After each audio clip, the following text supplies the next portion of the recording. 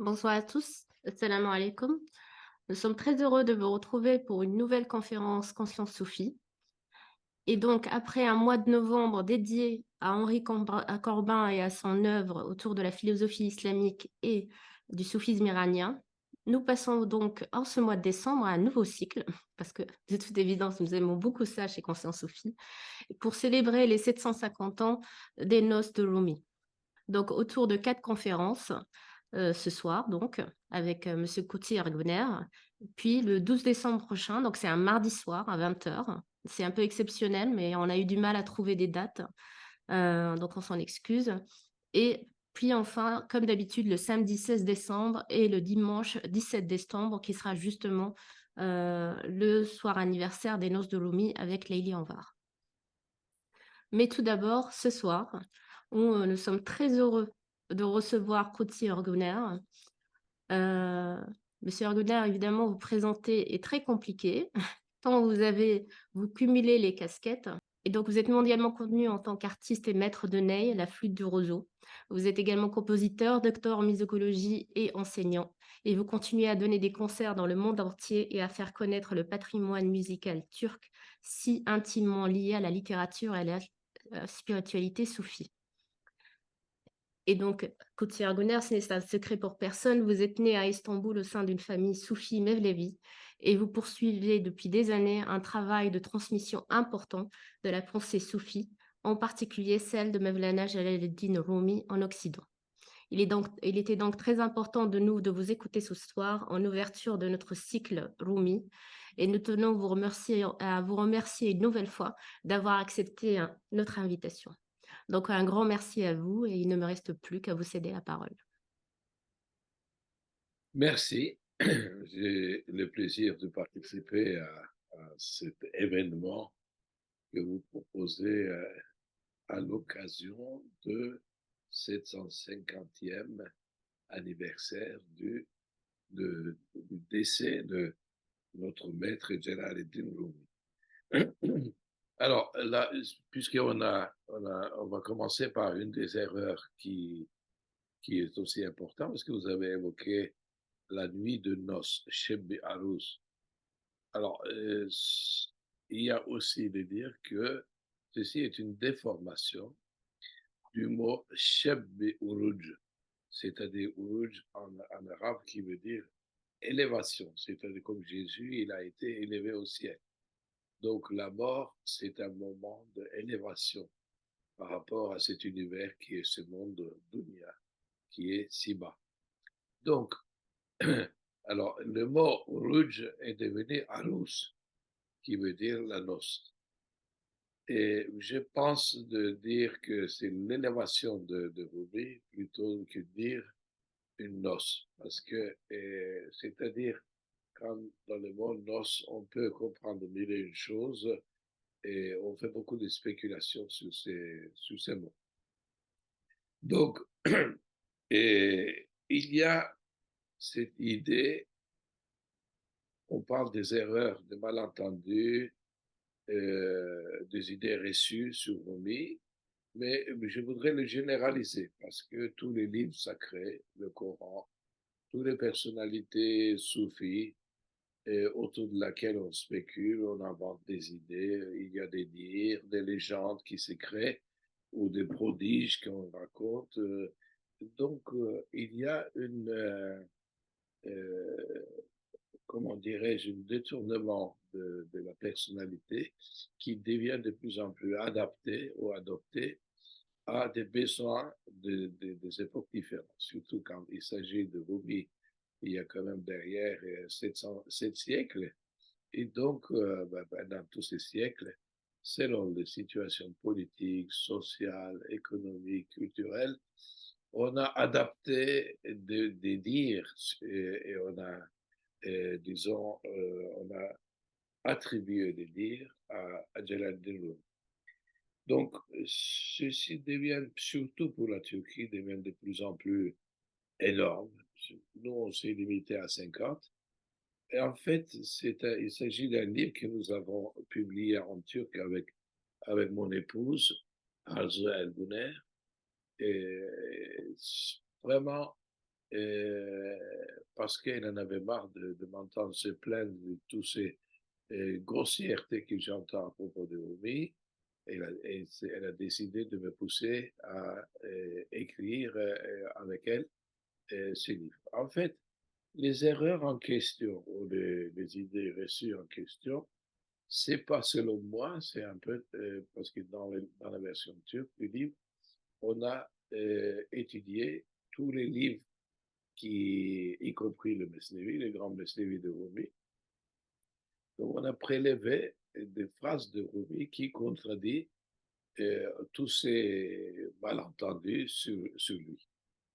Donc, toutes ces critiques que j'ai faites, ce sont avec des références dans des livres de sources comme Fihi Mafi, comme le Mesnevi, comme le Rubaiyat, comme le Divan Kibir, comme le livre de son fils Sultan Veled, Makalat, ou Makalat Shems. Donc, au Menakib al-Arifin, ou aussi le livre de Siper Salah, qui était un des disciples de Rumi, qui a fait son hagiographie, qui a noté les souvenirs du maître. Donc, toutes ces références montrent qu'il y a beaucoup des idées erronées que nous faisons aujourd'hui sur lui. À commencer, ces phrases qui est en persan, je vais essayer de les lire en persan, Baza, Baza, Eranchi Hesti Baza, viens, viens, qui que tu sois, viens, ce fameux poème que tout le monde récite, que tu sois un infidèle, un adorateur du feu ou un idolâtre, viens. Excusez-moi pour ma voix. Notre maison n'est pas la maison du désespoir, même si tu as violé 100 fois et tes vœux et des repentir, viens. Donc, alors, ce poème, en fait, ce n'est pas de Rumi. On a exploité tout le monde. Dès qu'il y a une conférence ou une réunion autour de Rumi, c'est la première chose qu'on récite. Viens, viens, viens, viens. Comme si Rumi s'était mis devant sa porte en disant venez, venez devenir mon disciple.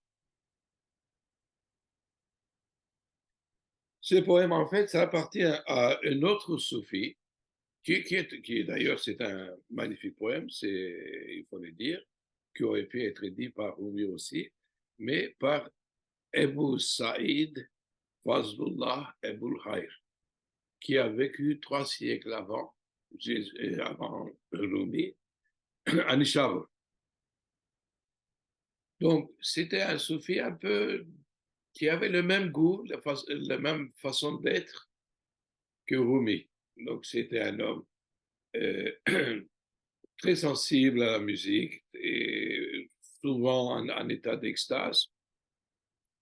Donc, c'est lui qui a dit ce poème, c'est pas Rumi. Maintenant, c'est pas le poème lui-même, qu'il soit de Rumi ou qu'il ne soit pas de Rumi, c'est son exploitation qui est intéressante. Parce que, premièrement, c'est devenu un slogan politique en Turquie. Pourquoi? Parce qu'en 1980, on a eu un coup d'État militaire, suite à laquelle on a décidé de créer un parti qui réunissait toutes les tendances politiques. Et le slogan de ce parti était viens, viens, qui que tu sois, viens. C'est-à-dire que tu sois communiste, que tu sois islamiste, que tu sois de droite, capitaliste, quoi qu'il soit, viens chez nous dans notre parti. Il y a quelque chose pour tout le monde. Et à partir des années 1954, quand on a commencé à faire des cérémonies de commémoration à Konya, ceci est devenu aussi un appel, une invitation à Konya. Viens, viens, viens à Konya pour voir notre tourisme, reste là, voir les derviches qui vont faire un spectacle, etc.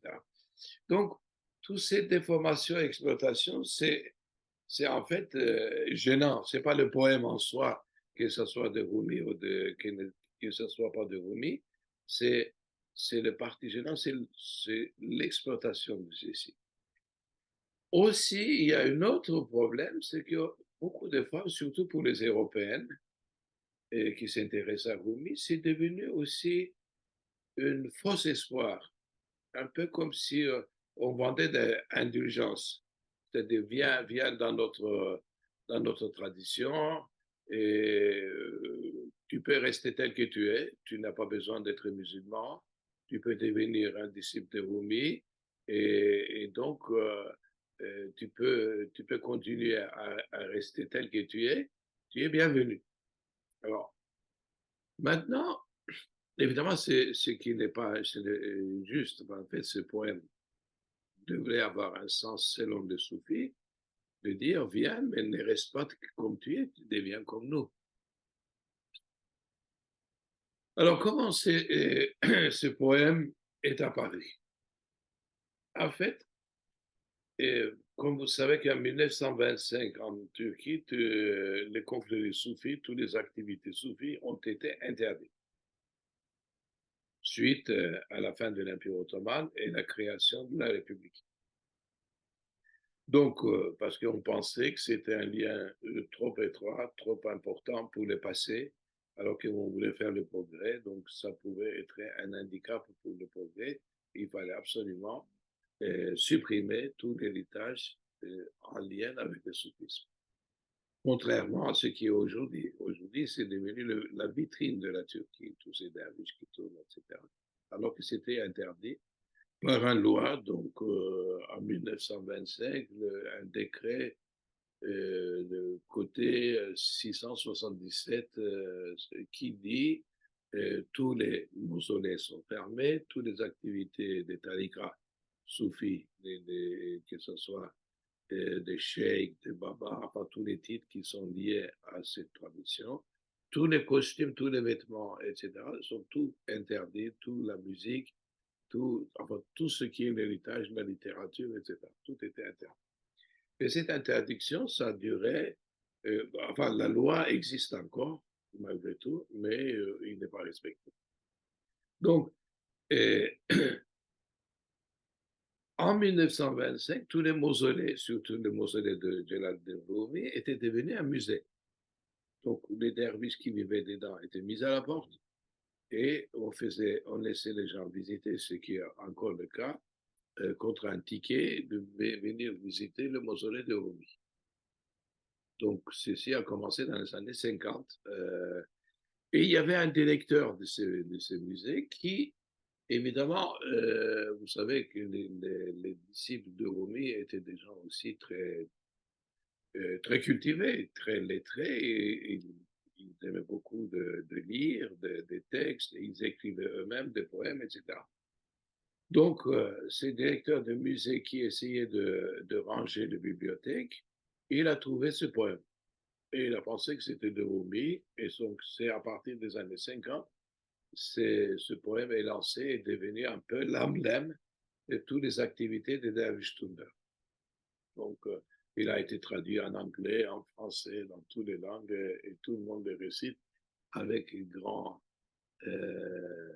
conviction. Donc, donc, en fait, de dire notre maison n'est pas une maison de désespoir, alors même si tu as volé, violé 100 fois et tu veux tes vœux et tes repentir viennent, c'est un peu une fausse espoir qu'on donne. Donc, évidemment, comme je répète encore, c'est pas le poème en soi, mais c'est l'exploitation de ce poème qui est un peu gênant, qui est gênant, disons. Alors maintenant, un autre sujet que je voudrais ouvrir, un autre chapitre, c'est que, comme vous savez, il y a beaucoup d'aphorismes, qui est surtout une grande tradition du soufisme, de New Age. Donc, il y a une idée de spiritualité globale qui, beaucoup de fois, on attribue à Rumi. Parmi lesquels, pardon, parmi lesquels il y a 7 qui sont sélectionnés, qu'on dit c'est les 7 conseils de Jalaluddin Rumi. Le premier, c'est Pour la générosité et empathie, sois comme un ruisseau, sois généreux. Pour la compassion et clémence, sois comme le soleil. Pour couvrir les fautes d'autrui, sois comme la nuit. Pour la colère et la nervosité, sois comme un cadavre. Pour la modestie et l'humilité, sois comme la terre. Pour la tolérance, sois comme l'océan. Sois comme tu parais ou deviens comme tu parais. Donc, évidemment, ce sont de belles paroles, mais la question qu'on se pose, est-ce que Rumi, il les a dit? Donc, on a fait toute une recherche. Dans aucun des livres et des paroles de Rumi, il apparaît.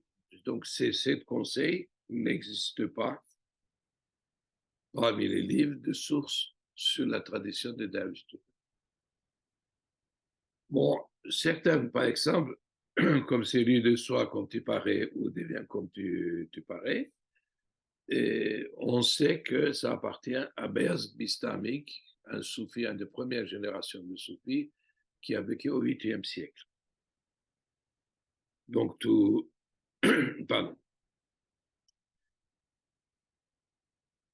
Alors, si on cherche quel était le testament de Rumi, qu'est-ce qu'il a conseillé avant sa mort, et donc, je vais les lire les textes exactement tels que j'ai traduit récemment avec un ami. Quant à moi, je vous conseille de craindre Dieu, taqwa, en privé, en public, que ce soit en privé qu'en public, il faut que vous soyez en état de taqwa, c'est-à-dire soyez prudent et soyez conscient de la présence de Dieu à tout moment que vous êtes sous son regard. De manger peu, dormir très peu, parler avec une grande modération, jeûner sans cesse, prier sans cesse. Ne vous laissez pas soumettre à la tentation. Soyez patient face aux tourments et aux tortures que les gens vous font subir. Fuyez la compagnie des hommes vulgaires et des imbéciles. Je vous conseille de rechercher plutôt la compagnie des hommes généreux et pieux. Parmi les hommes les plus pieux, les plus pieux est celui qui sert autrui. Le meilleur discours de piété est certainement celui qui est également le plus court et le plus sensé. Voilà, c'est exactement le texte qui nous a été transmis par Eflaki dans Menakıb al-Arifin, ça veut dire les radiographies de Jalaluddin Rumi dans le 2e volume, ceux qui veulent chercher dans le 55e page. C'est exactement transmis comme tel. Donc, donc ces aphorismes qu'on ne trouve dans aucun des bouquins ne sont pas vraiment de Rumi. Alors, pourquoi pas de les égarer de Rumi parce qu'ils sont très beaux. Alors, moi, je vais vous dire, il y a une image dans le Mesnevi de Rumi que je trouve très important. Il dit, on peut vous faire avaler de halva de amande, halva de amande, et si on met de l'ail dedans, vous mangez, pendant que vous mangez, vous ne sentez pas qu'il y a de l'ail. Mais c'est plus tard qu'il y a l'odeur qui sort. Donc, ces paroles, ces aphorismes qui peuvent être un peu comme les halva, très agréables à lire ou les transmettre ou prétendre que c'est une emblème pour votre vie, mais il peut y avoir quand même quelques mauvaises odeurs dedans. Donc, il faut être plutôt prudent pour ces aphorismes, mais en tout cas, qui n'appartient pas à Rumi. Donc, c'est hors de question. Alors, tout ça, ça vient aussi de l'idée que nous cherchons des hommes ayant des qualités de sagesse, etc. Et puis, Et donc, tous ces aphorismes font partie de l'homme qu'on aimerait voir, qui ayant des qualités parfaites, de sagesse, de foi, etc. Donc, et, et puis on cherche chez ces hommes un peu l'espoir, la justice, prudence, modération, etc. Donc, toutes ces qualités, tous ces attributs qu'on cherche, on voudrait l'acquérir, en fait, c'est pas transmissible de l'homme à l'homme seulement, parce que la source de toutes ces qualités, c'est Dieu lui-même. Donc, si on veut acquérir de ces qualités, que Rumi, il appelle d'ailleurs pas qualité, il les appelle couleurs. Si on veut avoir des couleurs appréciables, il faut chercher celui qui donne aux hommes ces qualités et ces couleurs. Donc, pardon. En fait, Rumi, qu'est-ce qu'il dit? Si tu veux avoir la meilleure solution, c'est de ne pas avoir de couleur, d'être limpide, et afin que la couleur même, les attributs divins même, qui soient reflétés en toi.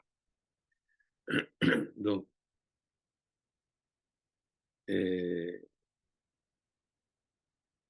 dans l'image que Rumi il donne, si tu veux savoir comment le moulin est en train de tourner, toi, tu regardes seulement au moulin qui tourne, mais tu ne vois pas les ruisseaux, l'eau qui coule, qui les fait tourner.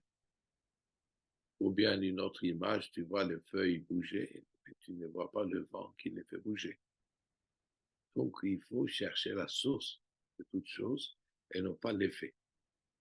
Je ne sais pas si compréhensible ce que je dis.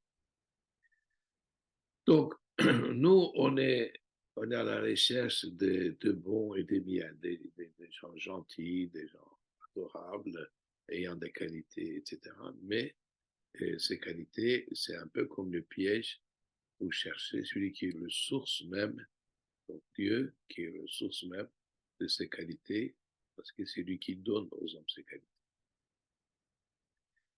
Donc, Rumi traite ces sujets dans le Mesnevi assez souvent. Je ne sais pas si vous êtes intéressé dans le Mesnevi, il y a cette histoire, cette anecdote entre le peintre grec et le chinois qui font une compétition dans le palais, alors que les Grecs, ils font briller les murs et les Chinois, ils peignent, n'est-ce pas? Donc, c'est-à-dire, il faut devenir limpide et non pas courir après des qualités qui ne nous appartiennent pas, qui disparaissent avec la vie, avec la peine de la vie. Donc, en fait, toutes ces qualités ne sont pas éternelles, mais le source même de ces qualités, c'est Dieu lui-même. Donc, lui, il est éternel. Maintenant, allez, on va aborder notre sujet, c'est ce qui est, qu'est-ce que ça veut dire le Mesnevi? Parce que je vois dans beaucoup de conférences, on fait des discours sur Rumi,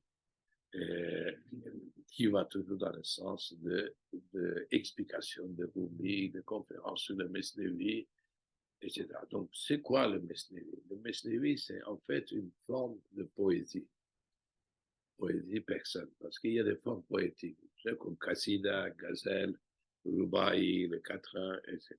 Donc, Mesnevi, c'est une forme de poésie et qui, Rumi n'est pas le seul à avoir écrit dans cette forme, parce qu'il y a plusieurs Mesnevi, par exemple le Shahnameh de Ferdowsi, qui est en personne,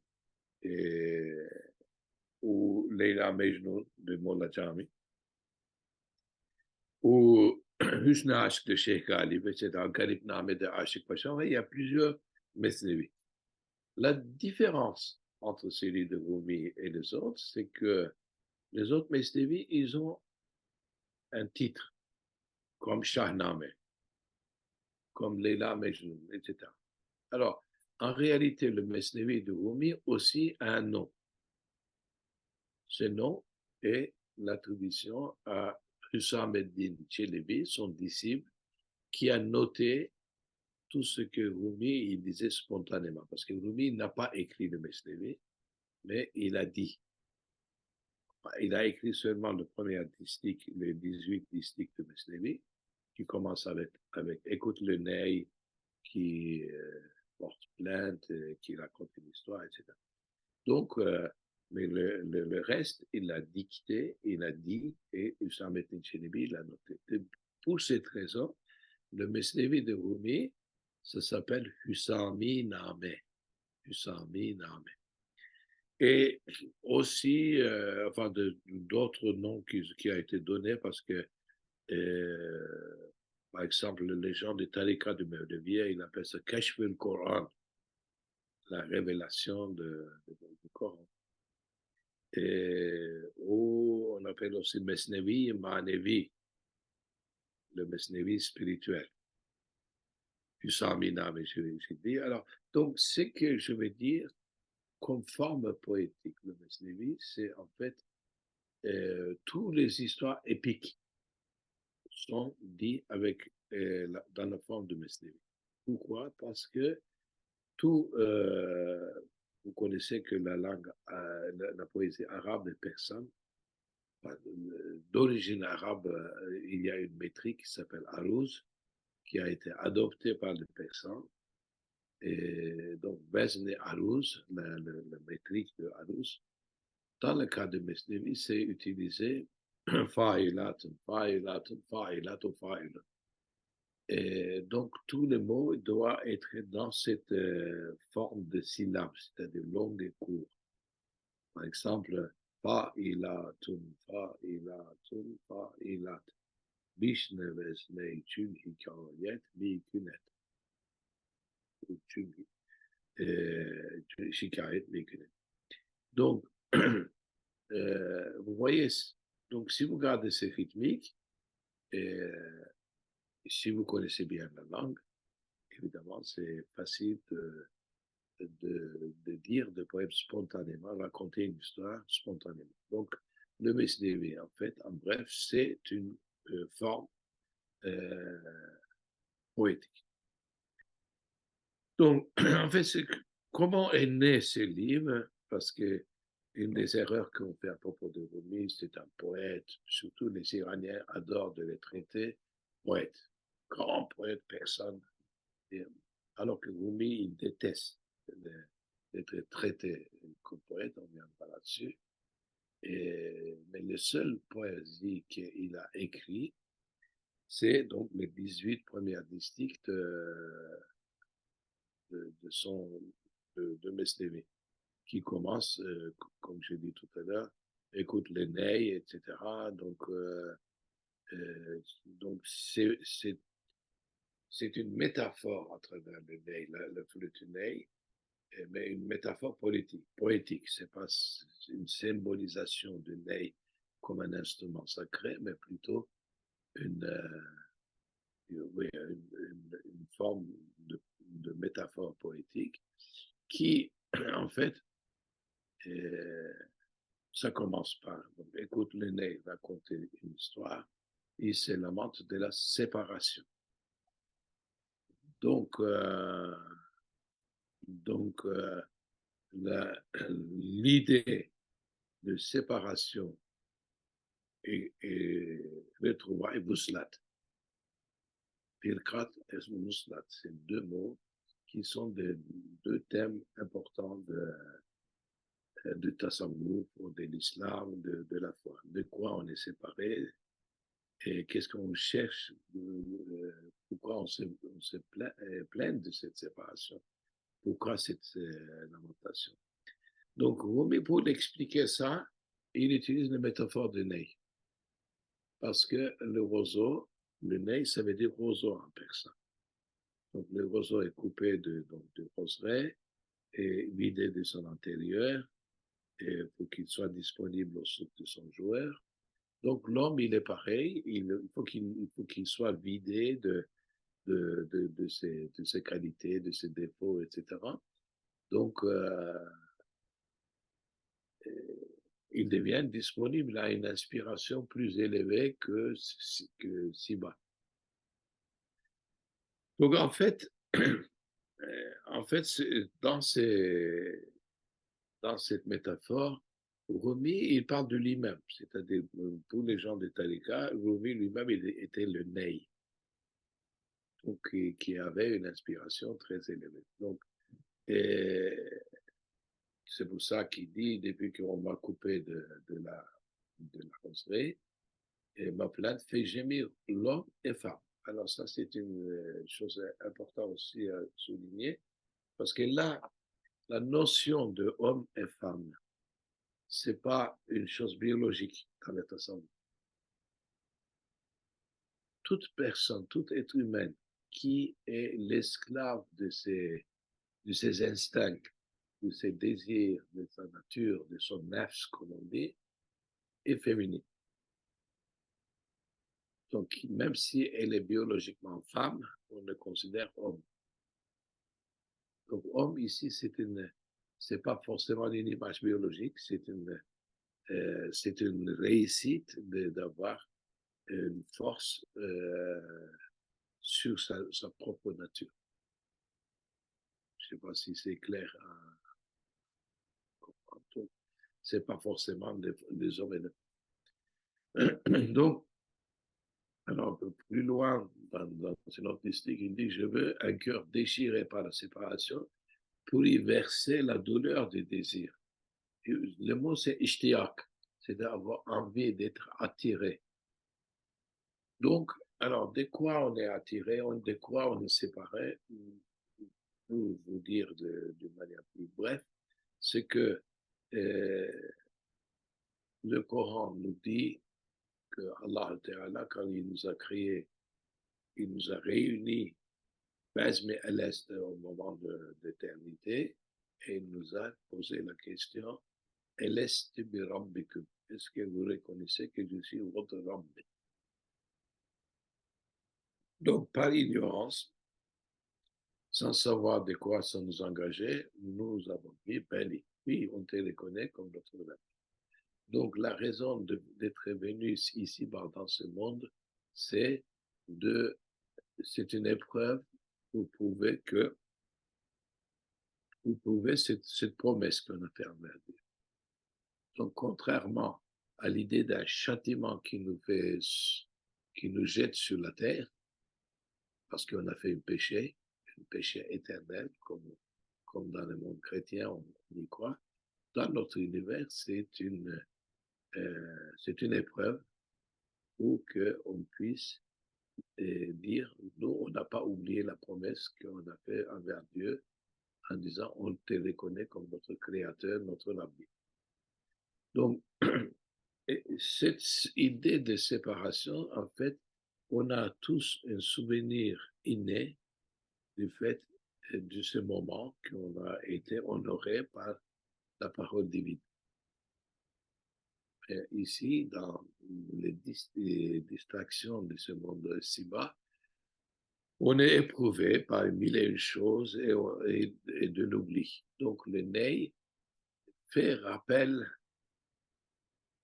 contre cet oubli, c'est-à-dire la musique telle que Rumi le comprenne, telle qu'il entendait le ney, c'est pas pour se distraire, c'est au contraire pour rappeler ce promesse qu'on a donné dans l'ignorance. J'espère que c'est pas trop compliqué, mon explication.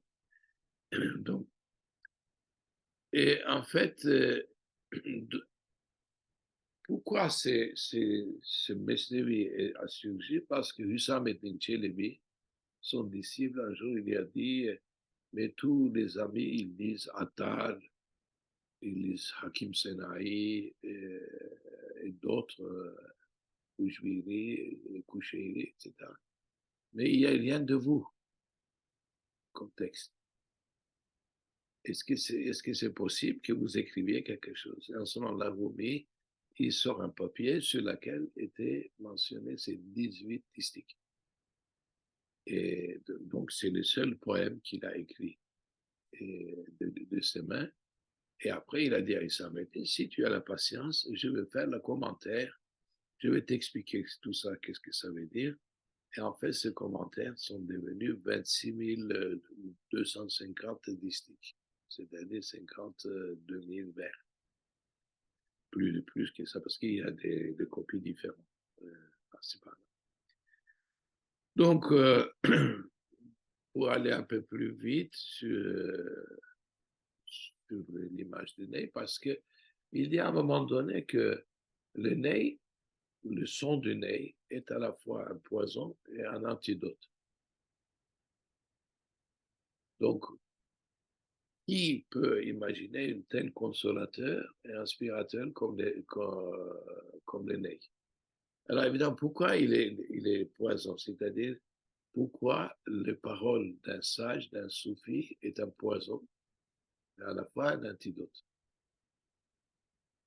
Poison parce qu'il vous réveille de cette distraction de la vie de ce monde, et en même temps un antidote parce qu'il vous fait découvrir une vérité.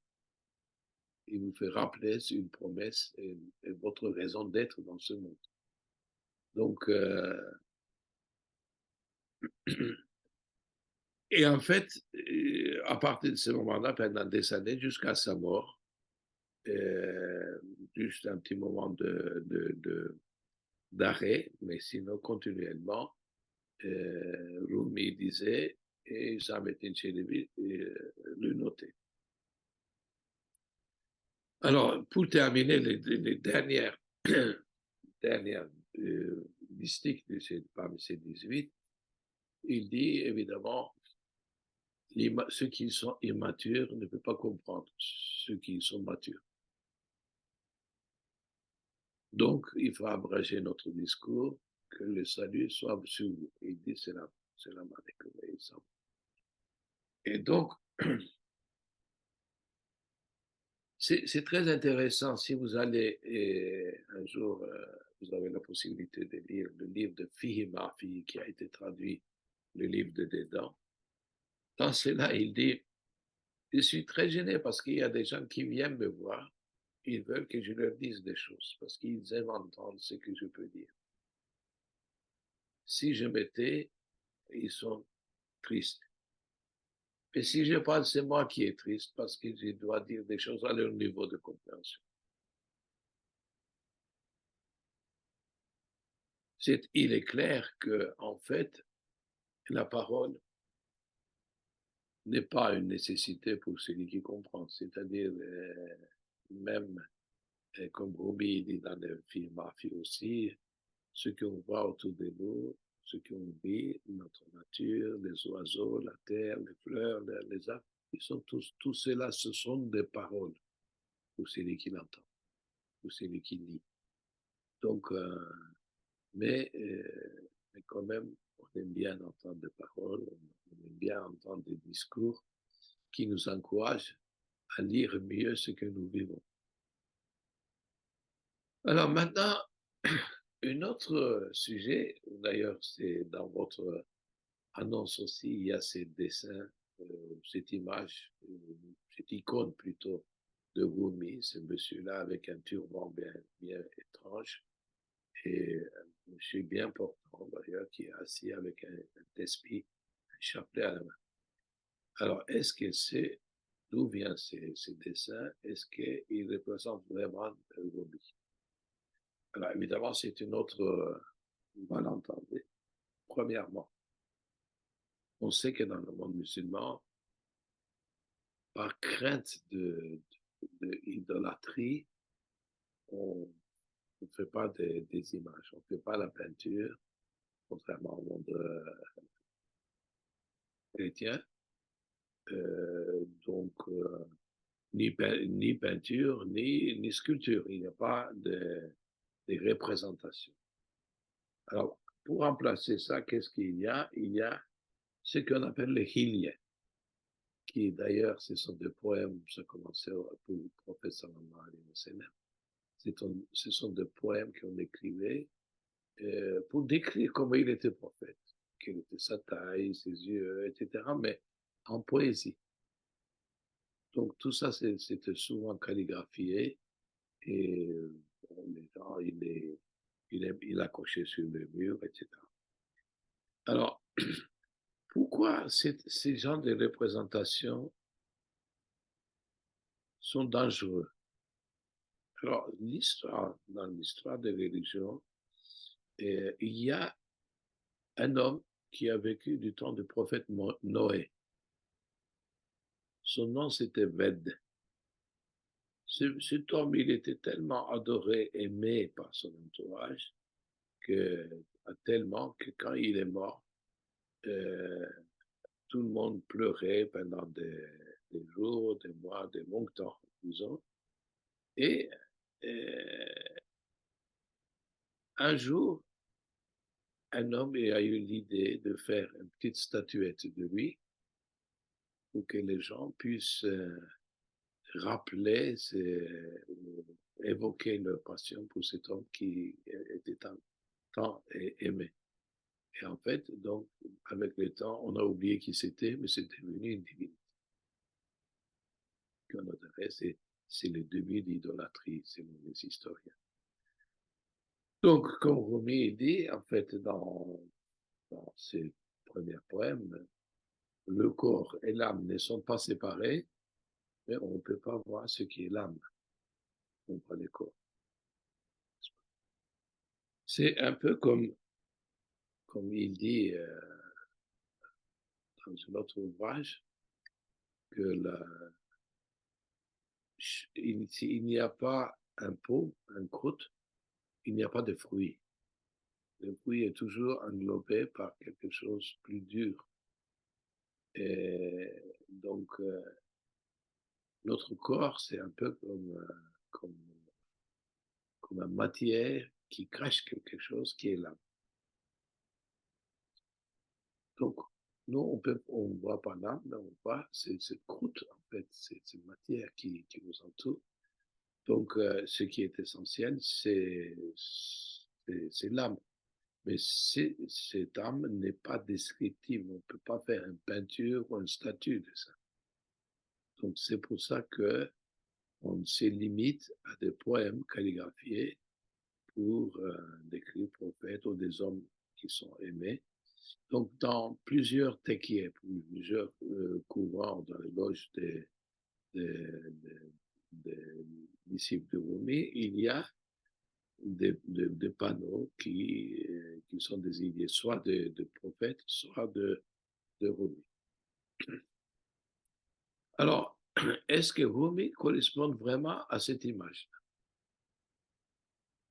Ça, c'est une grande question. Alors, si on cherche dans les livres, particulièrement dans son géographie, il dit un jour, quand il est allé au hammam, il s'est regardé à lui-même, il dit, je n'ai jamais été gêné par l'apparence de quiconque, mais aujourd'hui, j'ai honte de la faiblesse de mon corps. Il était tellement maigre.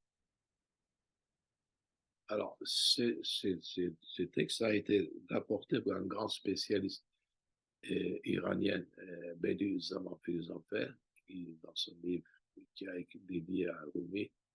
Donc, il était un homme plutôt maigre, mince, et non pas comme celui qu'on voit dans cette image. Alors, d'où vient cette image? C'est encore une autre question. C'est en 1964, on a trouvé dans le mausolée de Jalaluddin Rumi cette image. Pourquoi? Enfin, pardon, 1954, pardon, 1954.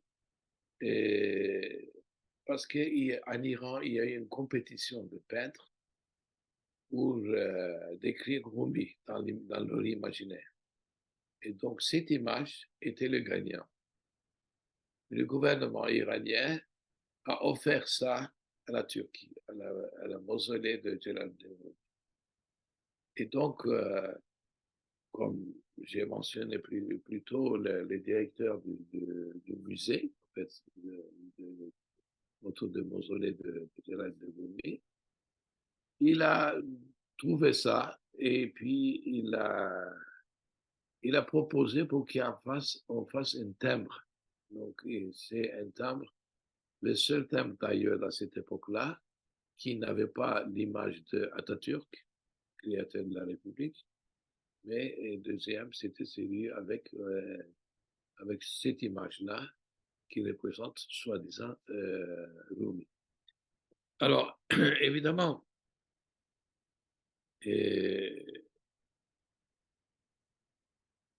cette image, l'original de cette image, a été perdue après. Donc, je ne vais pas vous raconter quel circuit, oui, un tel a emprunté un tel, etc. Donc, l'original de cette image, ça a disparu. Mais il y a aussi dans la géographie de Rumi une anecdote que un des disciples de Jalaluddin Rumi, qui était en même temps l'épouse de grand vizir Selçukid, Emir Pervane, qui était lui-même disciple aussi de Rumi, son épouse Gülce Hatun, qui aimait tant Rumi, elle partait en voyage dans une autre ville.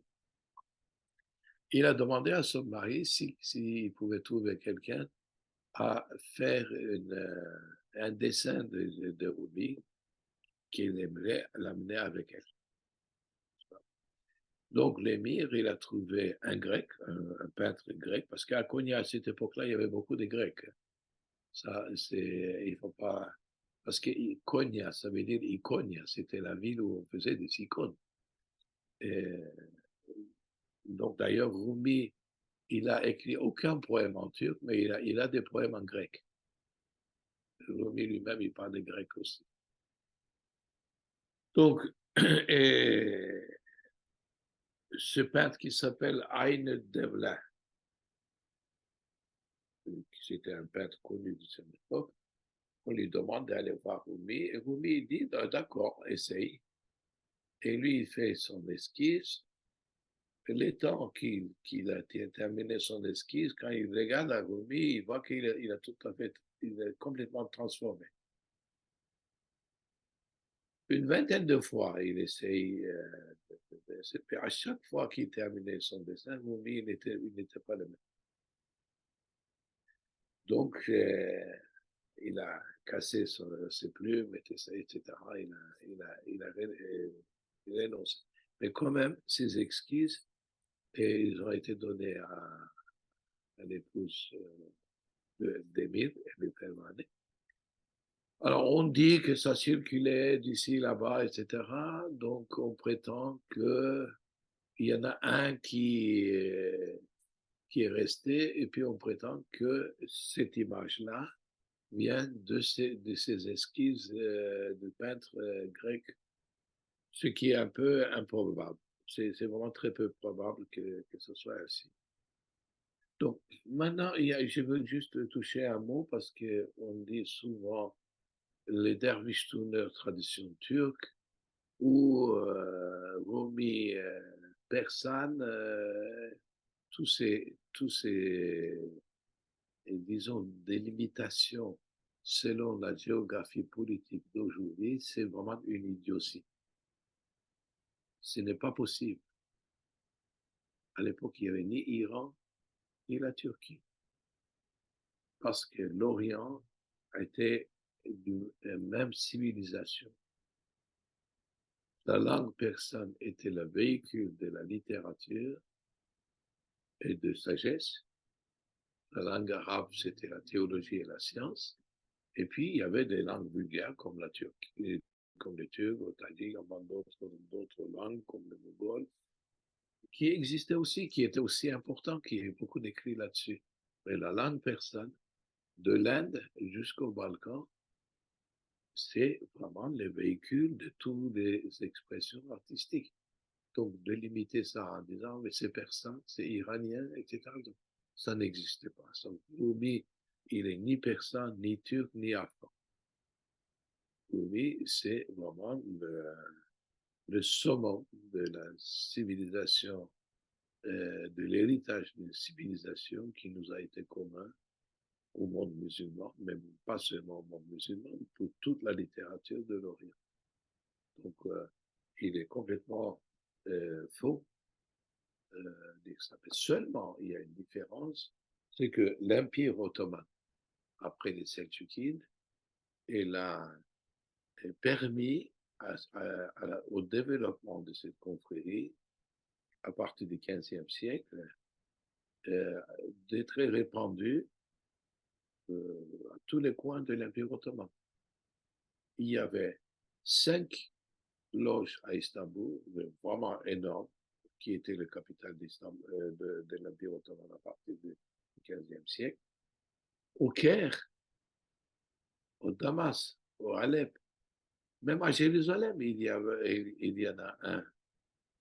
D'ailleurs, moi-même, j'ai assisté là-bas parce qu'on a eu un concert et après, on a nettoyé parce que c'était devenu une poubelle.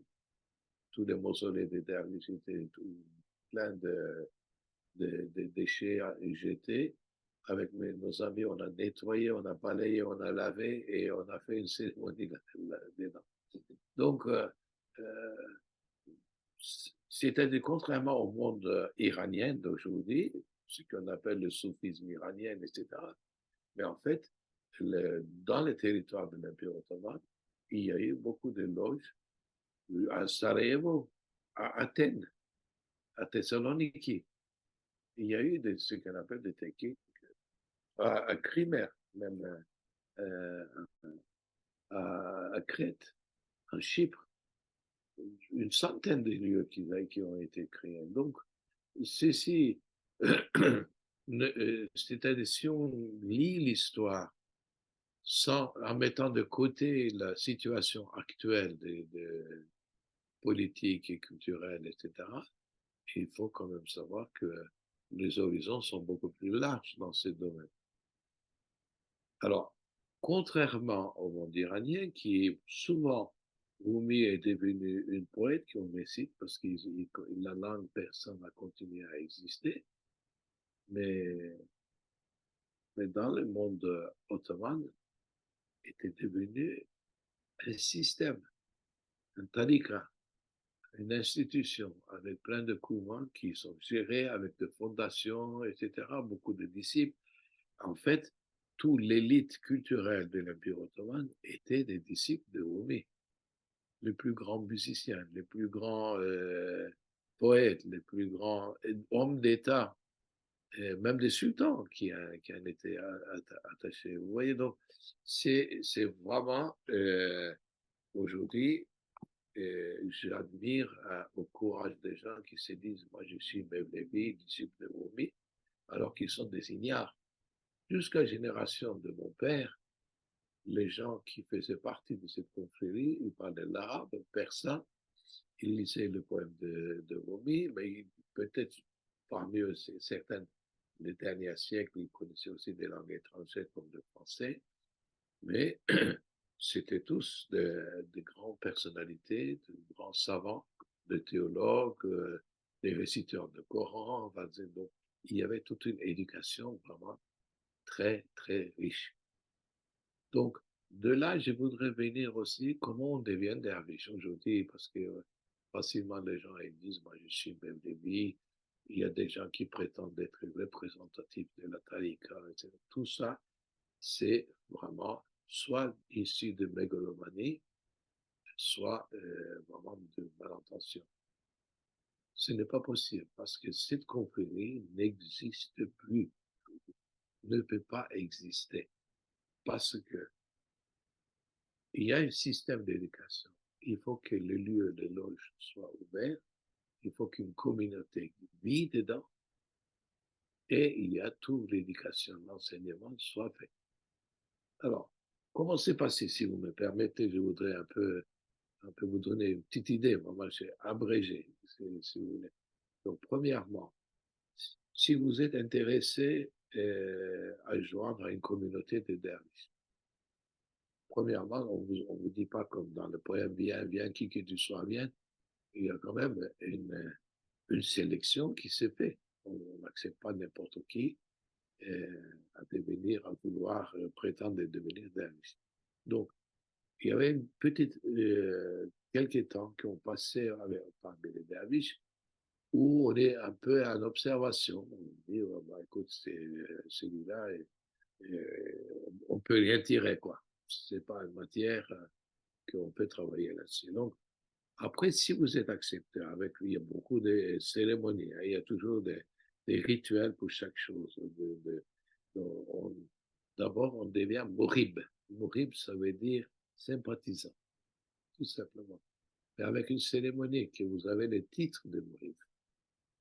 Après, pendant cette période de morib, vous avez le droit de servir la cuisine, etc., toutes les activités qu'il faut faire et balayer les sémahanés, les salles de prière, de faire des prières avec les derviches, etc.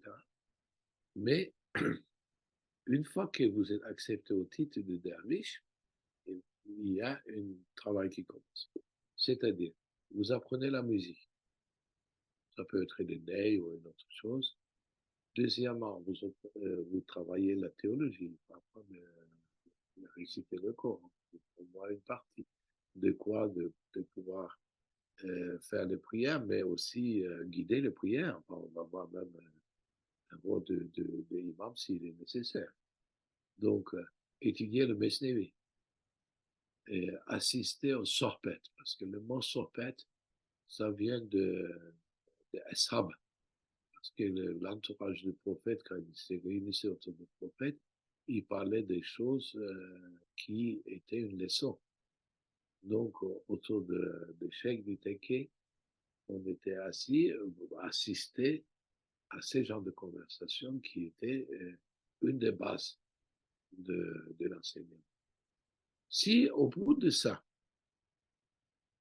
vous décidez d'aller plus loin, il y a une période de retraite. D'ailleurs, là-dessus aussi, il y a un malentendu parce que le mot en farsi, en persan, est chille. Chille, ça veut dire quarantaine, le erbaïn en arabe.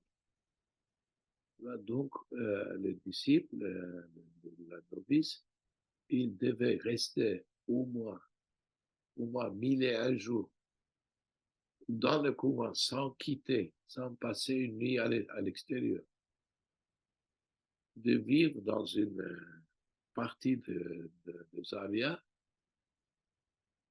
manger peu, dormir peu, comme Rumi l'a demandé à son entourage. Et là, il complétait, vraiment, il développait tout ce savoir, la musique, la calligraphie, tout ce qu'on apprenait dans le cours. C'est à partir de ça on me nommait Dédé. C'était un titre, Dédé.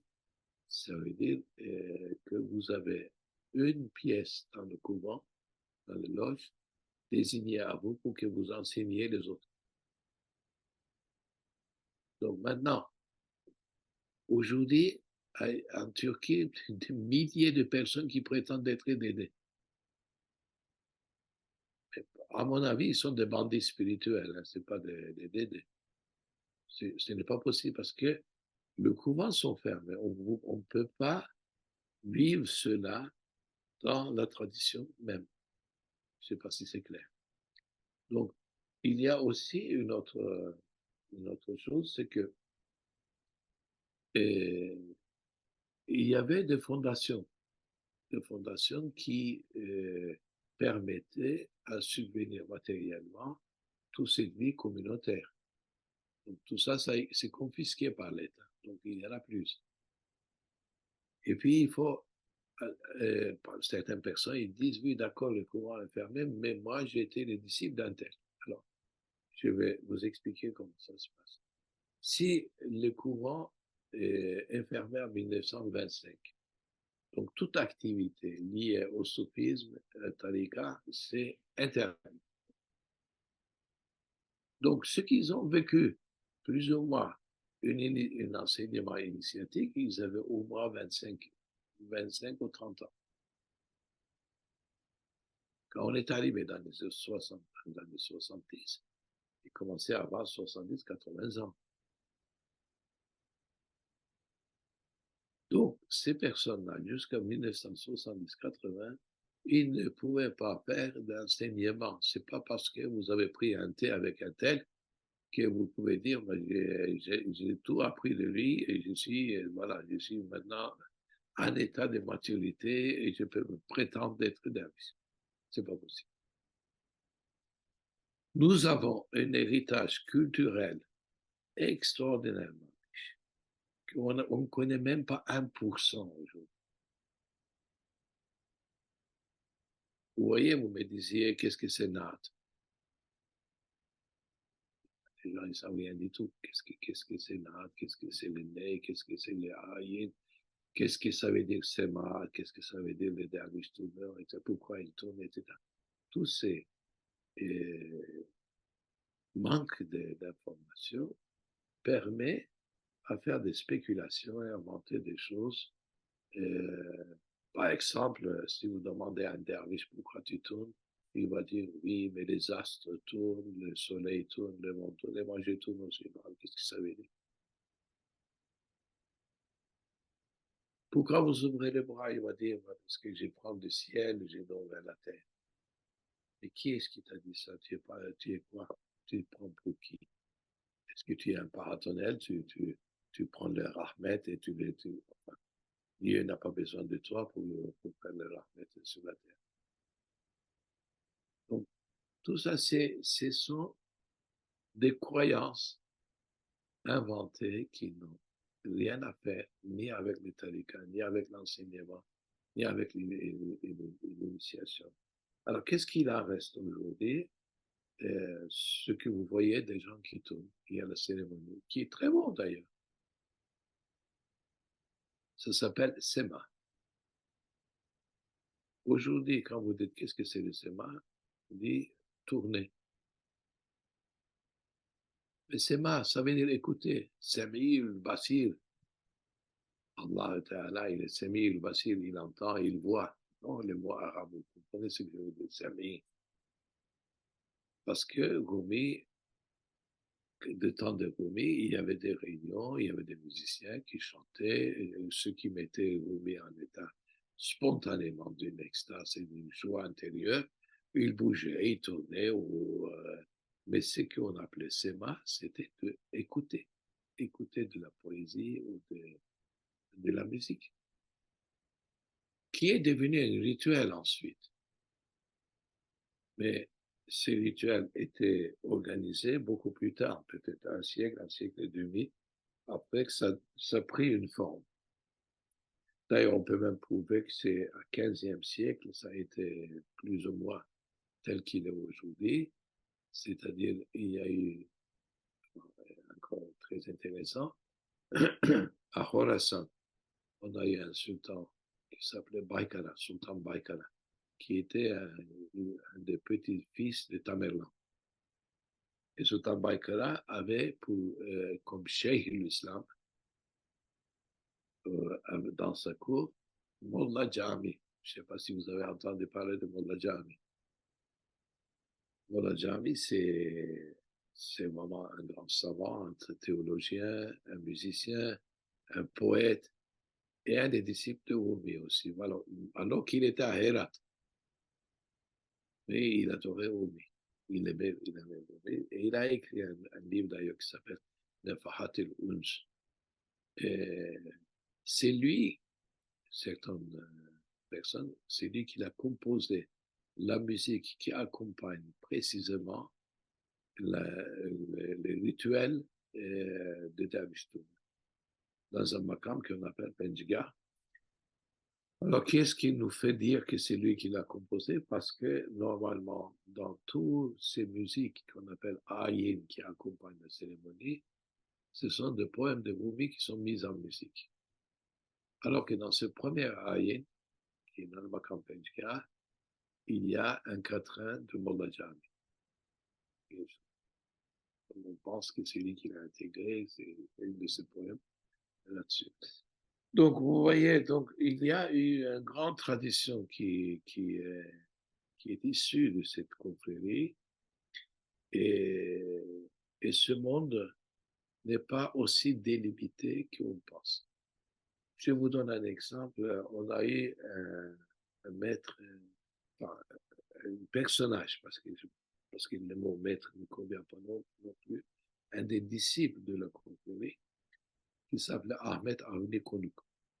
Ce personne que je cite souvent comme exemple, il parlait persan à tel point qu'il a écrit 34 volumes de commentaires sur le Mesnevi de Rumi en persan. Il parlait l'arabe. Il a écrit des commentaires en arabe sur les œuvres d'Ibn Arabi. Puis ce soit Hikam, par exemple, qu'il a traduit en turc aussi. Il était un très, très grand musicien. Il a composé une œuvre dans laquelle une œuvre didactique qui enseigne les 110 maqams. Il était poète aussi. Et il était un joueur du ney. Il parlait aussi une langue européenne, je crois que c'était le français. Mais c'était un simple disciple. Hein. C'était pas un cheikh, un murshid, etc., comme on peut imaginer, etc. Donc, vous voyez, ça, c'est une simple derviche de la communauté. Je peux vous donner d'autres exemples. C'était tous des grands hommes. On pouvait, c'est-à-dire, c'était l'élite de l'Empire ottoman. Et, par exemple, un des disciples de Teke de Yenikapul, Ismail Dede, qui avait fait les retraites, d'ailleurs, que je vous ai mentionné, c'est vraiment le plus grand compositeur de musique de Makram. Des milliers d'œuvres. C'était un génie. Donc, aujourd'hui, évidemment, après tout ça, tous ces grands moments de l'histoire qui n'existent plus, de prétendre d'être un derviche de la communauté de à la hauteur même de ce qu'ils étaient réellement, c'est vraiment très prétentieux. D'ailleurs, c'est impossible. Donc, évidemment, le fait que le mausolée soit à, à Konya, bon, maintenant, il y a un tourisme qui s'est développé autour de ça. Moi, j'ai eu, grâce à mes parents, j'ai participé la première fois en 1967 comme joueur de ney à la commémoration de Jérémie, qui est bientôt le 17 décembre. Alors là aussi, il y a un problème. Vous savez que à l'époque, on avait un calendrier lunaire, pas solaire, de l'Égypte. Donc, 5e mois, c'était Jemaziyul Awwal. Donc, Jalal el-Rumi est décédé 5e jour du mois de Jemaziyul Awwal, qui est donc du 5e mois de calendrier ancien. Et quand l'année qu'il est décédé, ceci correspondait 17 décembre de calendrier solaire. Mais vous savez que entre les deux, calendrier lunaire et solaire, il y a 10 jours de décalage. Donc, ce n'est pas toujours comme le mois du Ramadan. Ce n'est pas toujours le mois d'avril. Ce n'est pas toujours le mois de janvier. On ne peut pas le fixer selon c'est-à-dire les dates de commémoration religieuse. Il n'est pas possible de le fixer selon le calendrier solaire. Donc, normalement, cette année, l'anniversaire du décès de Jalal Rumi, c'était 11 novembre, je crois que c'est le calcul, si je ne me trompe pas. Ce n'est pas 17 décembre. Et évidemment, comme j'ai dit tout à l'heure, je vous ai montré tout à l'heure, j'ai essayé d'écrire, vous voyez. Donc, je ne suis pas un calligraphe, mais pour ceux qui lisent l'arabe, il y a Uruj et Arus. Le mot Uruj s'est déformé avec le temps, devenu Shabi Arus, alors que Shabi Uruj. Shabi Uruj, ça veut dire l'élévation, la nuit d'élévation, c'est-à-dire on croit que quand le corps est décédé, l'âme s'élève. Il se libère de l'emprisonnement du corps et des limites de la nature de ce monde si bas. Donc, Moi, je pense que c'est plus judicieux de l'appeler Chebbe Orouj et non pas Chebbe Arouz. Enfin, c'est un choix qui est déjà fait et tout le monde accepte ces dates comme telles.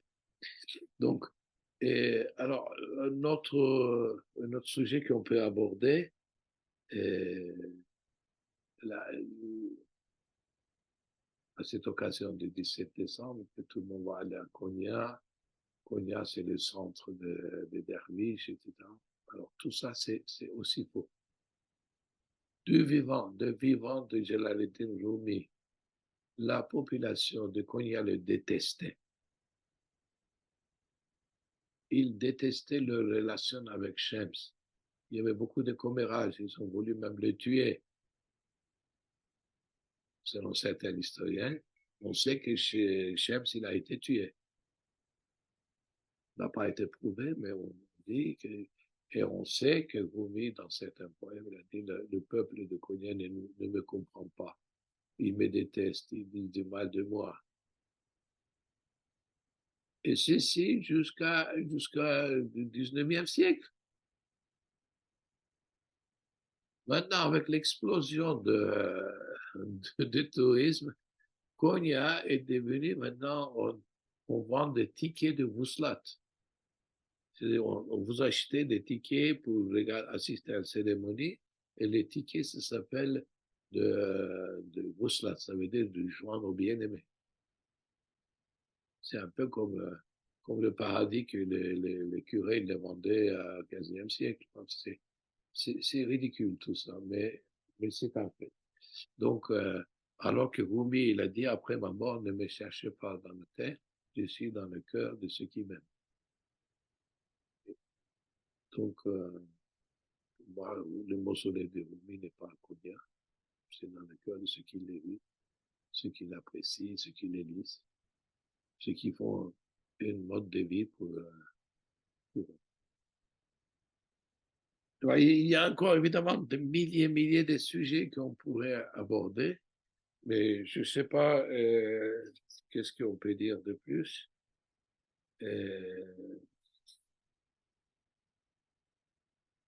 Évidemment, le SEMA, la cérémonie, on en a parlé. Ah oui, aussi un sujet très important aujourd'hui, parce qu'il y a beaucoup de gens qui prétendent être soufis, maîtres, etc. Seulement en disant mon grand-père était un grand cheikh. Je suis descendant de Rumi, je suis descendant d'un tel, donc tout ça c'est aussi une escroquerie. Parce que il y a eu des prophètes dont le fils n'a pas cru à son père. Rumi, il a eu deux fils, il y a eu d'autres fils aussi, d'une autre femme. Il a eu deux femmes, donc un qui avait Sultan, il a eu deux fils. Aladdin, qui était son fils cadet, il n'a pas suivi son père. Donc la descendance génétique, ce n'est pas une preuve d'une descendance spirituelle. Vous imaginez que le fils d'Abraham, le père d'Abraham, il était fabricant d'idoles, et Abraham, il les a tout cassés. Il n'a pas suivi son père, heureusement, dans son cas. Voilà, en tout cas, on peut s'arrêter là peut-être, mais je voudrais juste dire que il ne faut pas perdre l'espoir. L'espoir être sans espoir et contradictoire à notre fin. Pas de souci, merci beaucoup. Merci pour votre générosité et votre long discours. Donc, effectivement, c'était sans doute important de faire cette mise en garde sur l'importance de faire très attention quand on est en recherche. Hein, il y a un certain nombre de personnes dans le public de Conscience Sophie sont en recherche spirituelle. Et effectivement, il faut faire attention. Et donc, on vous remercie de cette mise en garde qui était importante. Mais évidemment, je pense que nombre d'entre nous se lient à l'œuvre de Rumi et à Rumi à travers ses œuvres, notamment que ce soit le Matnawi dont vous avez beaucoup parlé ce soir ou alors Fihi ma fille, le livre du dedans, et plus généralement ses poèmes. Et à la symbolique de ces œuvres. Et notamment, vous avez mentionné très rapidement tout à l'heure l'histoire des Grecs et des Chinois et du miroir. Alors, je pense que nous, on connaît bien, mais peut-être que tout le monde dans le public ne connaît pas bien cette histoire. Est-ce que vous pourriez juste la décrire en quelques mots et de la symbolique que renferme cette belle histoire? Ben, c'est une histoire à propos d'un sultan qui aimait beaucoup la peinture et il savait très bien que les Grecs et les Chinois, ils étaient très, très doués pour ça. Donc, ils avaient des grands peintres. Et donc, il a voulu lancer, parce qu'il y avait toujours des discours, les Grecs sont meilleurs que les Chinois sont meilleurs que les Grecs, etc. Donc, il décide de lancer une compétition. Donc, dans son palais, il prépare une grande salle avec un rideau, il le coupe en deux et il demande aux peintres de deux côtés de peindre les murs. Donc, les Chinois, ils demandent 7 couleurs par jour parce qu'il pour la durée d'une semaine, et les Grecs, ils ne demandent rien du tout. Et donc, au bout d'une semaine, le sultan arrive, il visite d'abord le côté des Chinois. C'était le summum de l'art, de savoir-faire, avec donc couleurs, centaines de couleurs utilisées, etc., de formes magnifiques. Et bon, il est persuadé qu'on ne peut pas faire mieux que ça. Donc, il ouvre le rideau, et cette fois-ci, on voit la partie grecque sur les murs qui sont tellement nettoyés, presque comme un miroir qui reflétait 4 fois la partie chinoise. Donc, le moral dans cette anecdote, c'est de dire il faut nettoyer le cœur. En fait, le plus beau, c'est dans la création. Donc, nous, on peut refléter dans notre cœur toutes ces beautés, encore une fois. Et c'est pas dans la forme, c'est dans la limpidité qu'on est fort. C'est pas seulement un savoir-faire, mais aussi de refléter, d'être ouvert à une inspiration qui peut refléter à travers vous, à travers votre cœur, euh, multiplier les beautés. En fait, vous voyez, c'est aussi, certains commentateurs le font ça au sujet de cœur, des passions futiles qu'on met dans notre cœur. En fait, notre cœur, surtout dans les temps modernes, est un peu comme le sac de poubelle. On se passionne pour des choses les plus futiles, en oubliant l'essentiel. Donc, c'est-à-dire, il faut quand même nettoyer tout ça, c'est débarrasser de ces futilités pour que la grâce divine se reflète en nous.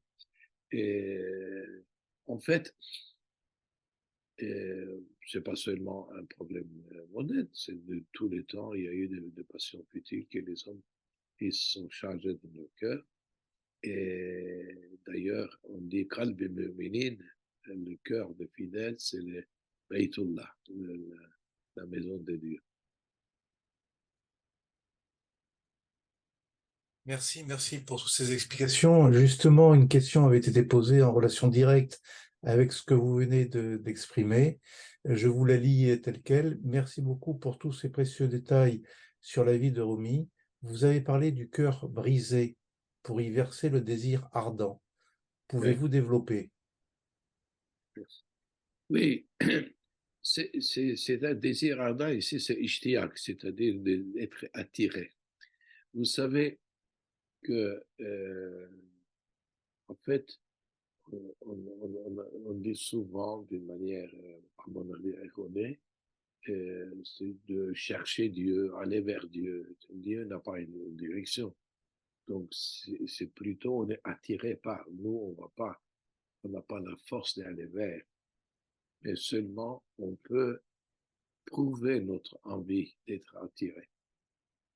Donc, évidemment, tout ça, ce sont, des fois, on est éprouvé par des choses que nous, on aimerait, mais Dieu décide autrement. Donc, il y a des chagrins, mais ces chagrins, plus de fois, sont liés à des choses de ce monde. On ne parle pas de ça, on parle d'un chagrin de, évidemment, de ne pas subir à ces instincts, de trouver une maturité. Aussi, le chagrin de rencontrer aussi un homme qu'on appelle aimé par Dieu. Vous savez, parce qu'il y a deux choses. D'ailleurs, il y a une anecdote comme ça, et quelqu'un qui était considéré comme un vali, un intime de Dieu, et l'ange, il dit, mais c'est pas sur la liste celui-là. Et Dieu, il lui répond, la liste que tu as, ceux qui m'aiment, moi, garde pour moi intimement ce que moi j'aime. Donc, c'est-à-dire, il y a des gens aimés par Dieu et il y a des gens qui voudraient aimer Dieu. Donc, c'est deux choses séparées. Et dans ces passions, il y a un chagrin toujours. Parce que ce chagrin n'est pas en relation pour les choses de ce monde, mais c'est parce que ça vient d'une impatience d'être touché par cette grâce. Donc, c'est pas un chagrin de perdre son argent, ou perdre son grand-mère, ou sa femme, ses enfants. C'est pas un chagrin lié à la vie de ce monde. C'est un chagrin, donc ce qu'on appelle le ishtiak, c'est-à-dire d'être attiré, mais n'est pas être trouver la satisfaction dans cet attirance. On voudrait plus. Et Moi, donc, je peux être comme ça. merci beaucoup. Et donc, on est attiré parce qu'on a, je suppose, un besoin de revenir vers lui. Vous avez mentionné plusieurs fois le terme de Wuslat. Oui. Donc, je pense que c'est Louis-Sal en arabe. Oui. Si vous pouvez définir un petit peu ce mot technique soufi. Parce que c'est pas un mot technique, comme vous dites, c'est un mot qui veut dire ce qu'il veut dire en arabe, c'est-à-dire il y a une idée de dualité, n'est-ce pas? Dualité, c'est-à-dire il y a moi et Dieu. Alors qu'on parle d'une religion de tawhid, de l'unicité, c'est-à-dire on croit que en réalité l'existence qui est le nôtre, il n'est pas une existence réelle parce qu'il est dépendant de l'existence divine. Si Dieu n'y était pas, nous n'existérions pas. Donc, en fait, le Bouslat, c'est un peu, nous sommes comme une ombre, et l'ombre se retire jusqu'au moment de disparaître. Donc, le Bouslat, il est dans un sens impossible, mais souhaité, parce que nous, on peut pas, on vit tout grâce au soleil, n'est-ce pas? Qui nous chauffe, ça nous permet de voir, etc. Mais on ne peut pas être proche du soleil. On ne résisterait pas. On ne peut pas voir Dieu. C'est-à-dire le seul problème que l'humain, parce qu'il a besoin de faire des représentations de Dieu, alors qu'on ne peut pas. On imagine, mais on ne peut pas représenter Dieu, parce que toute chose existe parce qu'il y a son contraire. Et Dieu existe sans avoir son contraire, parce qu'il n'y a pas l'opposé de Dieu. C'est l'histoire humaine aujourd'hui, on a créé le diable méchant et Dieu bon. Et c'est un peu comme dans le film de Hollywood, il y a le méchant et les gentils, ils font des bagarres. On ne sait pas qui est-ce qui est méchant, qui est-ce qui est gentil, on invente nous-mêmes ces qualités. Donc, Wuslat, c'est en fait et c'est de disparaître soi-même ou qu'il n'y ait que lui.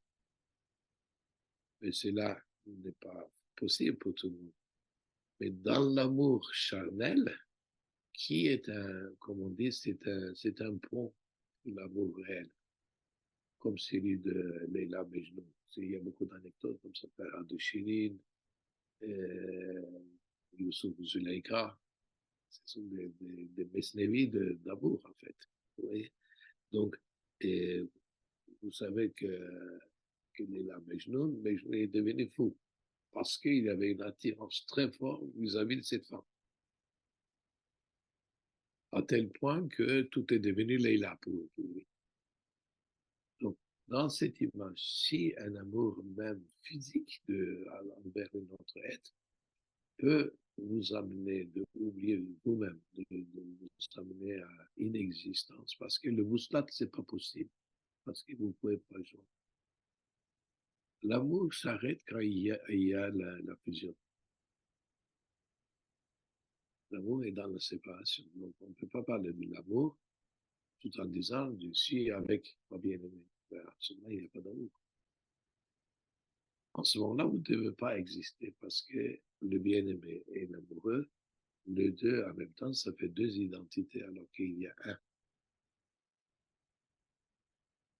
Je ne sais pas si c'est clair. Merci, merci. Une question qui va intéresser tous ceux qui seraient désireux de mettre en application l'enseignement de Rumi. La question est finalement, est-ce que la tariqa Mawliya existe encore de nos jours ou pas, d'une part, et en fonction de cette réponse, ou finalement pouvoir trouver un encadrement susceptible de guider en fonction de cet enseignement de Rumi. Ben, écoutez, d'abord, je vais vous dire une phrase de Fariduddin Attar qui dit, après le Coran et le Hadith, les paroles de Eulia, de Béli, comme Rumi, sont la troisième source pour la sagesse, pour la foi, pour les imams, etc. Et on a posé la question aussi, je crois qu'à Ahmed Yessevi, en disant, une fois que vous êtes mort, qu'est-ce qu'on va faire nous? Là, il a dit, lisez cette page, toujours, des ouvrages de Sophia. Cette page, pas plus. Et pourquoi je vous dis ça? Évidemment, il y a deux choses.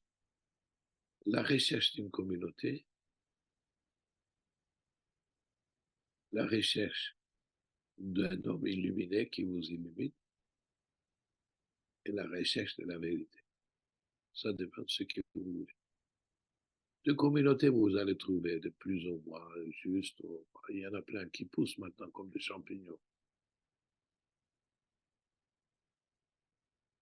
Trouvez un murshid,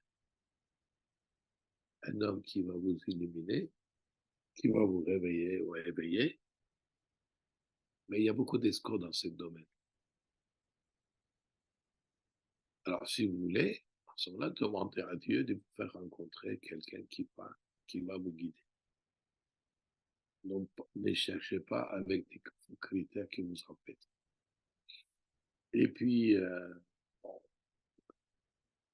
je pense que en termes de communauté organisée, comme cela a été avant dans la tradition de Tariqa, aujourd'hui, ça n'existe pas. Ça, je vous dis clair et net. Aussi convaincu que Dieu existe, mais que cette communauté n'existe plus. Même s'il y a des prétendants. N'existe plus selon les critères de notre Tariqa.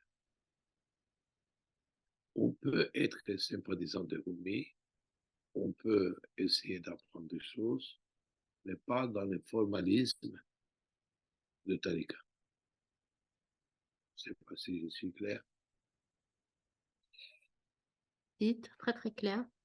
Et justement, comment, du coup, quand on veut se familiariser avec l'enseignement de Rumi, avec ses œuvres, parce que tout le monde n'est pas en mesure de lire le persan ou même en ayant accès aux traductions françaises, de totalement suivre la symbolique et puis le message dans son œuvre. Est-ce que vous avez des conseils à donner aux lecteurs de Rumi, à chacun d'entre nous?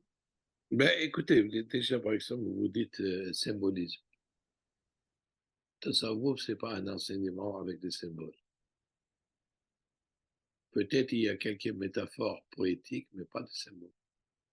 Donc, cet enseignement, il y a deux façons d'acquérir un savoir. Ce qu'on appelle nakli, c'est-à-dire transmis. Il y a akli, la découverte par la raison. Et puis, il y a une troisième qui se rajoute à ça, ce qu'on appelle le kashf, découverte, dévoilement. Donc, nous cherchons facilement quelque chose qui soit transmis dans toute la formalité qu'il devait y avoir. Comme si aujourd'hui vous dites, pour aimer Jésus, je suis obligé d'être jésuite. Pour trouver une foi, une certitude dans votre foi, je suis obligé d'aller joindre une communauté. C'est-à-dire cette idée d'appartenance. Quand les tariqas étaient ouverts et actifs, il y avait des gens de ces qualités, évidemment, c'était une solution. Mais ça ne l'est pas aujourd'hui. Moi, je peux vous dire, j'ai enregistré dans ma jeunesse, même sur bande magnétique, des anciens maîtres qui disaient les avias, ils sont fermés par Atatürk, mais en fait, c'est Dieu qui a voulu comme ça, parce qu'on était tous des dégénérés. Et là, c'est eux qui disent ça.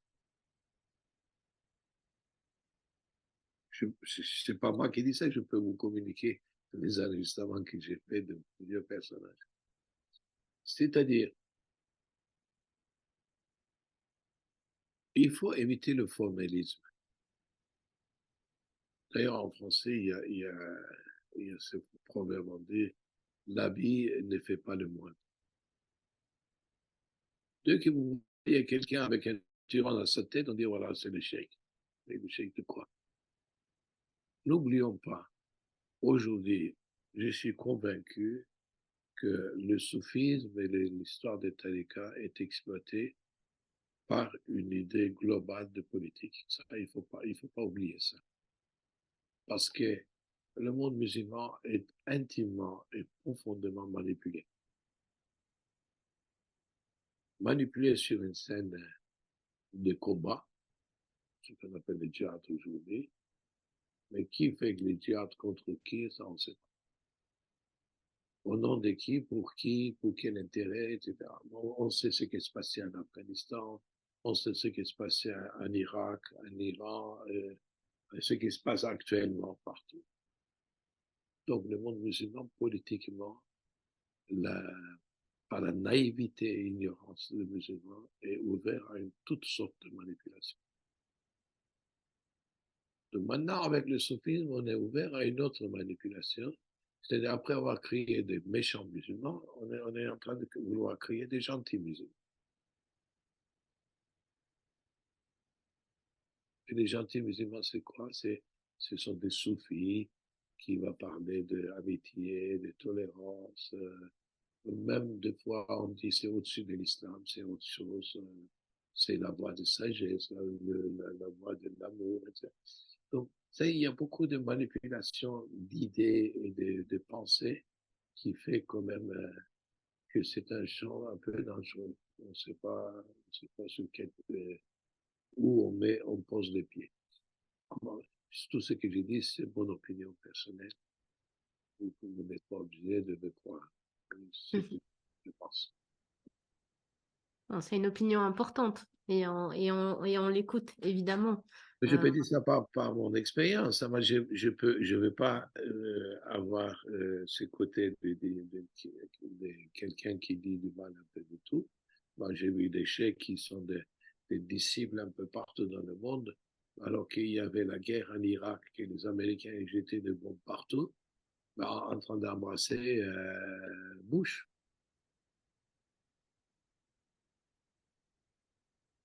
On a vu ça, on a vu, vous savez, au Japon, c'était pareil contre le communisme, on a exploité la tradition japonaise. En Turquie, toutes les associations qui ont été créées pour combattre contre le communisme, etc., c'était des soi-disant soufis. Donc, je ne vais pas aller plus loin. Donc, c'était juste pour vous dire qu'il y a un champ d'exploitation spirituelle dans le monde musulman aujourd'hui qui est appuyé aussi par l'Occident, qui, qui transforme ça, qui a une tradition New Age. Donc, on ferme les yeux, on se sent mieux, c'est un peu comme le yoga, on essaie de tourner. Il y a Dervish thérapie, Sufi thérapie, Whirling thérapie, enfin, il y a plein de choses. Moi, j'ai vu ça depuis son début parce que, croyez-moi, en 70, quand j'étais parti de la communauté, enfin, de ceux qui restaient de la communauté, pour faire des représentations au Théâtre de la Ville en 70. Après, on a fait une tournée en Angleterre. Après, on a fait une tournée aux États-Unis. Donc, j'ai vu avec mes yeux tous ces développements. Comment une chose qui était interdite dans un pays, d'un coup, s'est explosée mondialement, et touristiquement, folkloriquement, nationalistiquement, enfin, dans tous les sens, on tire les drones. Aujourd'hui, par exemple, au Maroc, on a vu de ces dernières dizaines, quinzaine d'années, tout le monde est devenu soufi au Maroc. Vous ne posez pas la question pourquoi, d'où vient ça? Mhm. Parce que, enfin, pour terminer mon observation, c'est que, vous voyez, avec l'influence de l'occidentalisation, il y a eu des couches sociales qui se sont adaptées à la vie européenne, à la façon de vivre selon les valeurs européennes. Mais en même temps, ils ne se sentent pas complètement européens, ils ne se sentent pas non plus complètement musulmans comme les autres musulmans.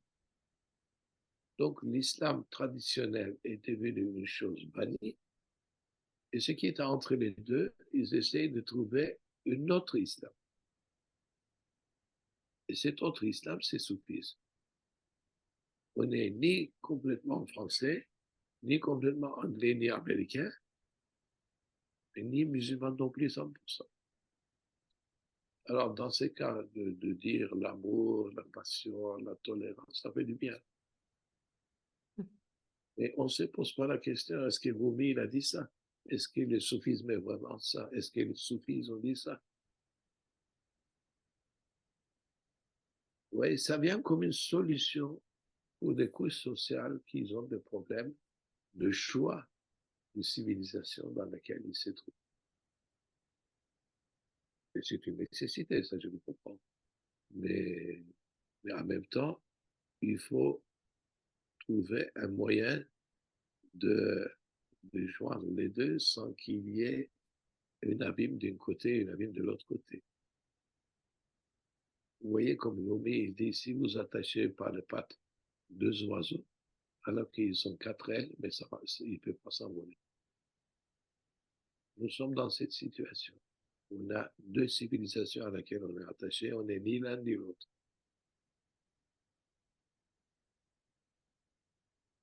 Ah oui, c'est une contradiction que nous vivons chacun à notre niveau, hein. Oui, Effectivement, on est nombreux à être en France. Ce soir, il y a des gens qui sont connectés d'un peu partout dans le monde, hein. Et dans ce monde moderne, effectivement, on allie à la fois des valeurs traditionnelles quand on se rattache au soufisme ou en tout cas qu'on y aspire, et en même temps, on vit dans ce monde moderne qui nous entoure. Et on ne peut pas faire autrement que de chercher la voie du milieu qui est la voix du prophète, et donc d'essayer de se rattacher à cette tradition, oui, au prophète sallallahu alayhi wa sallam, parce que c'est lui le grand maître de toute voix soufie. Et c'est pour ça, je pense que le message de Rumi aujourd'hui est si important, et qu'il nourrit un certain nombre de gens sans pour autant qu'ils soient en recherche d'une communauté ou d'une tariqa. Absolument, mais c'est ce que je veux dire. Vous ne me comprenez pas mal. Mm. Je bannis pas la civilisation européenne. Mais on ne peut pas l'adapter 100% à la civilisation musulmane, à une grande civilisation qui est depuis 15 siècles a développé une façon de vivre, une façon de passer, qui a sa richesse, qui peut contribuer aussi au monde entier. Donc, le problème n'est pas de nier l'un ou faire un choix entre les deux, mais faire un choix valable de deux. On n'a pas le droit d'adapter Rumi à nos guises, comme ça, au prophète, à l'islam, au Coran, en disant, voilà, le Coran dit ça, et Rumi, il a dit ça, mais c'est un peu léger. C'est léger. Donc, c'est-à-dire, le problème, la question qu'on doit se poser, est-ce que l'islam a une lumière à donner à notre siècle, à l'humanité, ou est-ce que notre siècle peut aider à mieux comprendre l'islam, mieux vivre l'islam? Donc, ça paraît contradictoire, c'est possible. C'est possible de trouver un moyen de vivre aujourd'hui, intérieurement et communautairement, notre foi, mais il faut avoir la richesse de civilisation à laquelle on a besoin. Parce qu'aujourd'hui, vous voyez, si n'importe quel arabe, n'importe quel turc ou personne, il n'a pas l'héritage de sa propre civilisation non plus. Il n'a pas l'héritage musical, il n'a pas l'héritage de la littérature.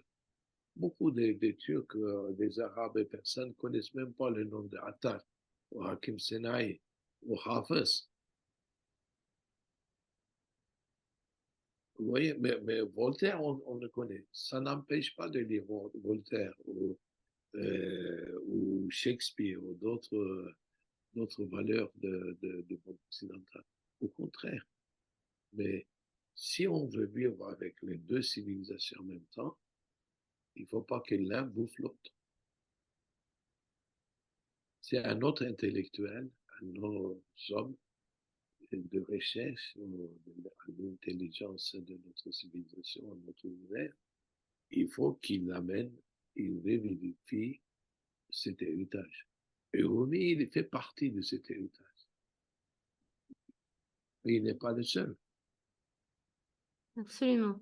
Et c'est justement, je pense, et je parle au nom de toute l'équipe de Conscience Sophie, c'est sans doute ce qui nous anime le plus, c'est d'aller puiser dans cet héritage de l'islam de manière générale, mais du soufisme en particulier, et de l'adapter au monde contemporain dans lequel on vit, parce qu'on n'est pas hors sol et que c'est bien de ce monde-là que nous vivons. Et donc, ce qui m'amène à notre dernière question, qui est dans les messages de Rumi, dont nous avez un peu parlé tout à l'heure, quel message important nous permettrait de nourrir notre cheminement aujourd'hui, en décembre 2023, dans un monde qui est, on va dire, difficile, dans une année qui a été compliquée, et alors que nous nous apprêtons à accueillir l'année 2024, qu'est-ce qui, de votre point de vue, serait le message ou les messages les plus importants de l'enseignement de Mevlana Jalaluddin Rumi et qui pourraient nous nourrir et nous accompagner dans notre cheminement en ce début d'année 2024? Vous savez que, moi, j'ai pensé à une chose. Premièrement, juste pour continuer dans mon idée, c'est-à-dire aujourd'hui, politiquement, on veut qu'on soit séparés. on trouve des choses pour séparer les uns des autres. Et, les Arméniens, les Turcs, les Alévites, les Chiites, les Sunnites, on invente des choses, les Wahhabites. Tout ça, ce sont des idées. Et contre ça, on veut aussi créer un dialogue entre les religions et tout ça.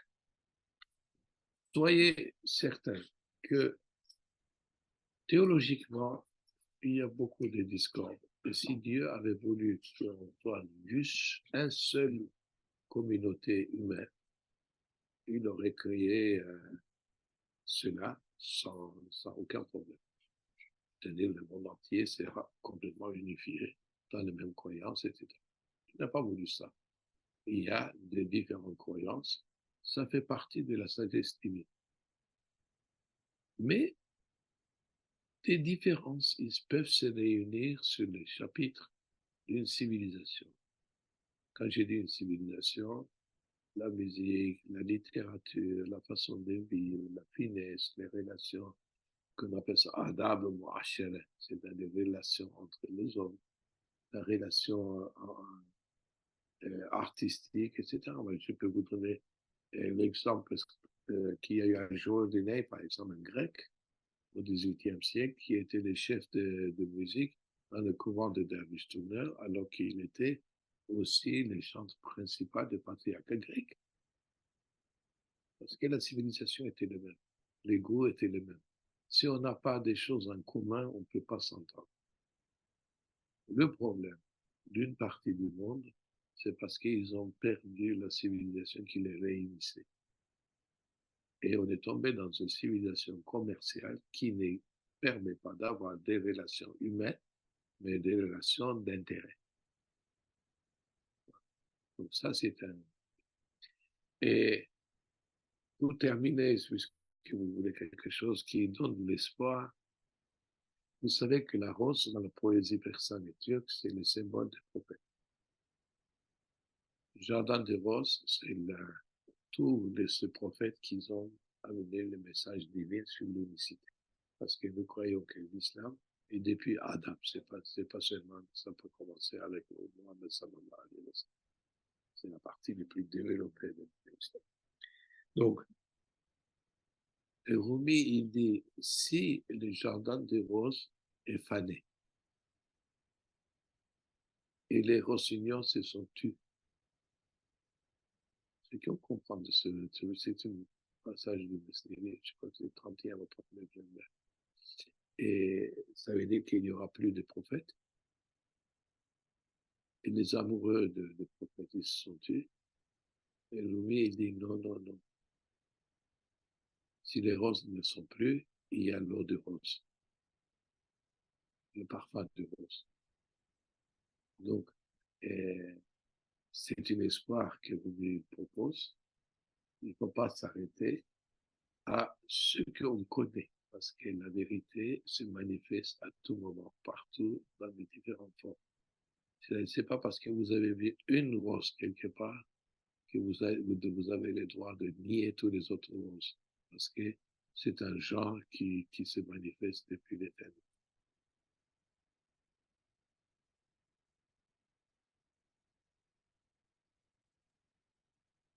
Merci beaucoup. Merci à vous. Un grand merci. Et on se quitte donc sur ce jardin de roses et sur cette parfum de rose. Merci infiniment.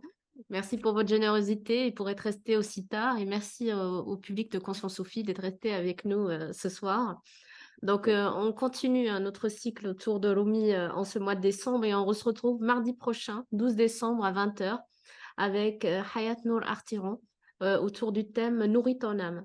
Donc, je vous invite tous à nous y rejoindre, nombreux. Voilà. Merci beaucoup. Pour nourriture, à propos de nourriture, je voudrais vous dire une chose. Oui. L'être humain, c'est comme un cheval et un cavalier. La nourriture du cheval est différente que celui du cavalier. Les cavaliers ne mangent pas la paille du cheval. En tout cas, je vous dis au revoir. Merci infiniment. Bonne soirée.